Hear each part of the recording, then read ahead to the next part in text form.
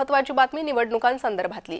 राज्यात 29 मनपा निवडणुकांची रणधुमाळी सुरू झाली आहे। मंगळवारपर्यंत उमेदवारी अर्ज दाखल करण्यात आले। आज अर्जांची छाननी होईल। 2 जानेवारीपर्यंत उमेदवारी अर्ज मागे घेण्याची मुदत आहे। 3 जानेवारीला उमेदवारांना चिन्ह दिलं जाणार आहे। निवडणूक आयोगाकडून नेमकी अर्ज छाननीची प्रक्रिया कशी केली जाते त्यावर एक नजर टाकूया।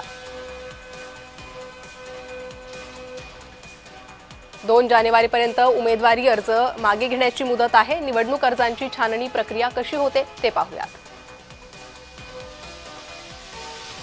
महत्त्वाची कायदेशीर प्रक्रिया अर्जांची काटेकोर तपासणी केली जाते। अर्जांची छाननी करताना उमेदवार, त्यांचे प्रतिनिधी, त्यांचे वकील उपस्थित राहू शकतात।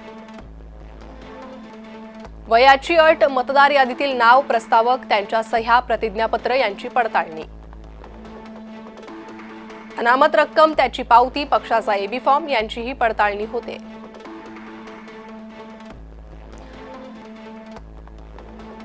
अनामत रक्कम, त्याची पावती, पक्षाचा एबी फॉर्म यांचीही पडताळणी केली जाते। उमेदवार भारताचा नागरिक नसेल, वयोमर्यादेत बसत नसेल, अर्जात खोटी माहिती असेल तर अर्ज रद्द केला जातो। सुचवणाऱ्यांच्या सह्या, माहिती चुकीची असल्यास 2 वर्षांहून अधिक काळ शिक्षा झाली असल्यास अर्ज रद्द होतो।